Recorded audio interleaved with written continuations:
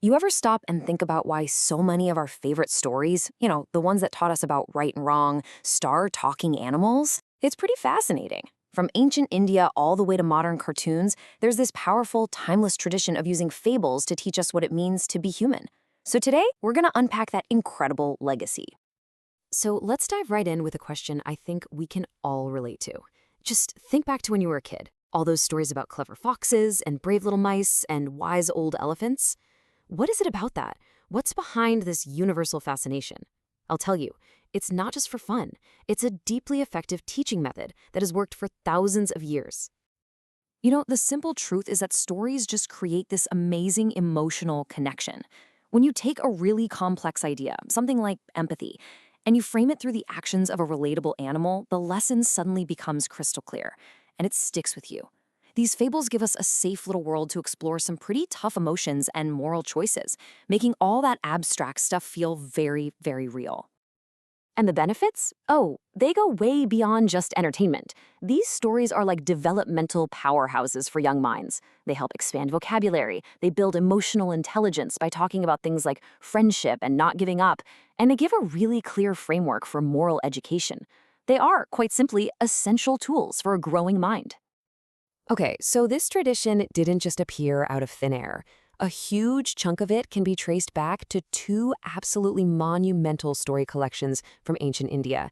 And we're not talking about just simple fables here. These are sophisticated, brilliant literary works that have literally shaped storytelling all over the world. So first up, we have the Jataka tales. These come from Buddhist tradition, and they're all about the many past lives of the Buddha. In these stories, he might show up as a king or a monkey or even a deer, but in every single life, he's demonstrating a key virtue, like generosity or compassion, that's essential on that long, long journey to enlightenment. And then on the other side of the coin, you've got the Panchatantra and its successor, the Hitopadesha. Now, these collections are a little different. They're less about spiritual enlightenment and more about practical, real-world wisdom. They were actually designed as a kind of political science textbook for young princes, teaching things like strategy, diplomacy, and how to be an effective leader, all through animal stories. And this table just lays it out so perfectly, the core difference between the two. The Jataka tales, they're all about cultivating your inner virtues for spiritual growth. But the Panchatantra and Hitopadesha, they're focused on external success, how to navigate the messy, complex world of politics and human relationships. So two very different goals, but both using the exact same powerful tool, the animal fables. So how in the world do these stories manage to teach a lesson so darn effectively? Well, it turns out there's a simple but really powerful formula at work here, a kind of moral machine that's been perfected over thousands of years. It's this beautiful, elegant three-step process. First, we meet a character who has a problem. Second, we see them make a choice, a good one or a bad one.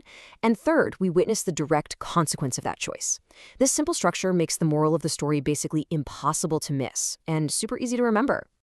Let's see this formula in action with maybe the most famous fable in the world, The Lion and the Mouse. The lion, this big, powerful character, faces a choice: crush the tiny mouse or show mercy. He chooses kindness. And then, later, the tables are turned. The once helpless mouse now has the power to save the mighty lion. And the takeaway is just crystal clear, right? The story directly links the action to the outcome. The lion's small act of mercy is returned in a huge way. The lesson isn't just told to you, it's proven by the story itself, and that leaves a lasting impression.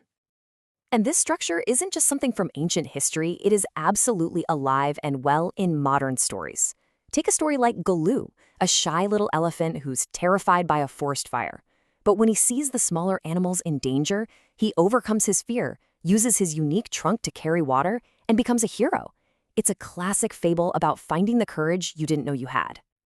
And it goes beyond just individual virtues like kindness or courage. These stories also dive into really complex relationships. There's this beautiful story from the Jataka tradition about a royal elephant who becomes best friends with a little stray dog. And it really explores the powerful theme of friendship. So when the dog gets sold and taken away, this huge, powerful elephant gets sick with grief. He actually refuses to eat or drink. The story teaches this beautiful lesson that true connection has nothing to do with status or appearance or background. It's a really profound lesson about looking past our differences to find what really unites us. The influence of these Indian story collections is, well, it's truly immense. They didn't just stay in one place. They traveled across continents and through centuries, adapting and evolving every step of the way. This timeline just gives you a little peek into that incredible journey. I mean, from carvings on ancient Buddhist monuments in India to the courts of Persian emperors, and then eventually into the hands of European scholars, these stories were just continuously rediscovered and shared. It's proof of their universal appeal. And get this, the Hitopadesha alone has been translated into dozens and dozens of languages, from Bangla all the way to German and Russian. This incredible diversity just goes to show how adaptable these fables are. Their core messages about wisdom and strategy and morality, they resonate across totally different cultures, which makes them a truly global literary heritage. Okay, so we've journeyed through these ancient traditions. We've followed these stories all across the world. But what's the big takeaway for us today? Why is this ancient form of storytelling still so incredibly relevant? At the end of the day, these stories are our shared inheritance. They connect us to this long, long history of people just trying to figure out how to live a good life. They remind us that the fundamental virtues, kindness, courage, friendship, they are truly, absolutely timeless. And that leaves us with one final, really important question to think about. This tradition of teaching through stories, it's as alive as it's ever been. So it's worth asking ourselves, what are the fables of our time? And what essential lessons about being human are we passing on to the next generation?